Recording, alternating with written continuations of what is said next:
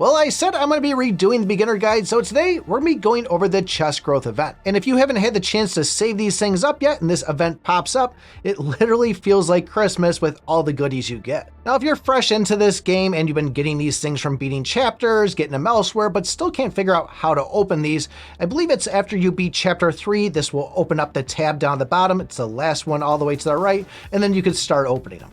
And where a lot of people will say, don't open these, save them for the event, that's not necessarily true for the first time you run into it. I think the benefits of you going and getting the rewards out of this when you first start off are more outweighing than what you're going to get for just hanging on to them for a few days. But once you play through that chest growth event for the first time, that's where you're going to want to stop opening these things, hang on to them. This is going to cycle every 3 weeks. This kind of cycles through with the pet egg one and the spirit stone one, so just figure every 3 weeks you'll be seeing this, and like I said, it feels really nice when you get to open all these things at once. So the way this is going to work is we're going to have these milestones at 1,000, 2,000, 3,000, 4,000, and 5,000 points. That's going to be one round, and the whole event actually has 4 rounds inside it. In order to go and get the points, that's where we're going to open the chest, and each chest has a different value. Unfortunately though, the gem chest, the final one, that has no points at all. Opening up a bronze chest will give 1 point, opening a silver will give 10 points, opening a gold will give 20 points, and a pet one will give 50 points. And all these chests also have different prizes in them. So the bronze one, you're going to get majority gold out of it,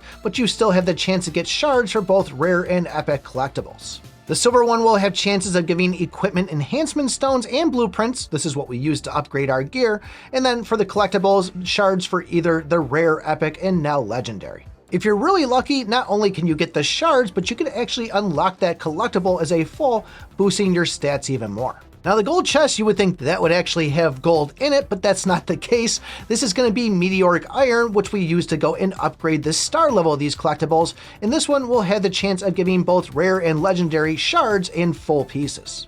Now things start to get good once we get to the pet chest, not because it gives pet food and pet eggs, and not even the fact that we have the chance to get both epic and legendary collectibles, but this is our first chance to go and get some of the mythic arcanas that we go and throw on our pets. This is going to have the 5 main ones in there, which are all at Mythic, so you won't be seeing an Elsa or a Freya in there, but just know in order to go and use these, you actually need to have that pet unlocked, which shouldn't really be too hard for getting these Mythics. And where it is rare to go and get a full collectible out of this, I've done it before, it was a long time ago when this stuff was first introduced, but just know the probability is in there that you can go and get that. But even though it doesn't give points, probably everybody's favorite is going to be the gem chest, and the fact that this one actually does give gems. It does also give the chance of giving both legendary and mythic collectible shards, along with all those pet arcanas we just talked about at a better probability. As you go and open these chests, the meter will fill up at the top, giving you even more chests to open, and it takes a little bit to go and open them all.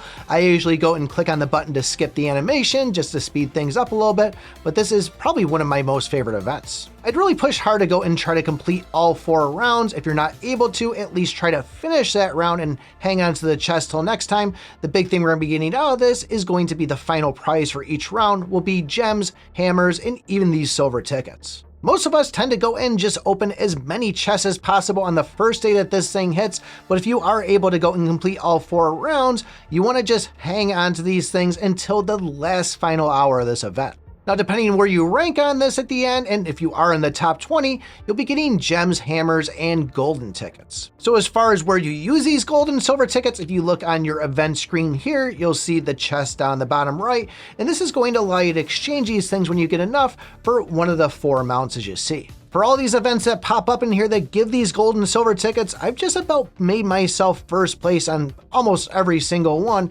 and I still only have some of these at 2 stars, one at 1 star, one I don't even have stars at all. So these things are very tough to go and get leveled up, and if you want to do so, you're going to need to rank high by either going and picking up chests elsewhere or even just buying some packs with some money. As far as where to get more chests if you need them, right now I got the black market growth. I could go over there, spend 10,000 gems, but given how many events are in this game right now that require gems, that might not be the best place for me. But just know that's there. It will pop up every now and then. It usually does pop up when this event's going on. So that is just a spot. If you're really in a pinch, you can get them from there. At the same time, I also have the archery training. Sometimes it's a sweet bit, sometimes it's a potion one, but either way, collecting my AFK rewards will go and get the currency for this. And I can come in here and exchange them for some chests if I need to. Probably my favorite place to get them is I wait till that final hour, I go over by the battle pass, collect everything all at once, and just pump these chests into it. But some other good places is like the black market. Pay attention to the 50% off. They will pop up every now and then.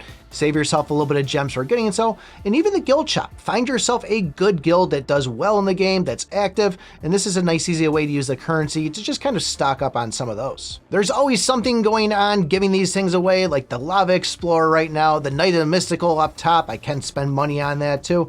Chests are pretty easy to get. It's just a matter if you're going to have enough to go and, let's say, spend it till you get that final round of round 4. I probably shouldn't forget the Raid Phantom Sword Island. This is a great place which is only going to give those chests, and as you get further into it, your probability of getting better ones will be unlocked. Really though, these things are all over the place. It's really coming down to having the patience to just hang on to them for a couple of weeks there till this thing pops up. And believe me, it really is worth it. And the fact that you can get those gold, silver tickets and then not only just have the joys of getting a whole bunch of stuff to go and upgrade at once. I'll say it again, really it just comes down to getting to that round 4, maxing it out, stopping there, and then just waiting to that final hour. Even sometimes that last 10 minutes. There's nothing I love better is that just go and pump into these things, and nobody really knows who gets first place when this thing ends. You'll just know yourself when you open up your mail and see those 10 tickets sitting inside. So hopefully you found this helpful. If you have any questions about this growth chest event, let me know in the comments down below. If you guys want to know about the beginner guide for the Cappy Gotcha machine, take a look at this video right here. Thanks for watching, and remember, I pick my butt.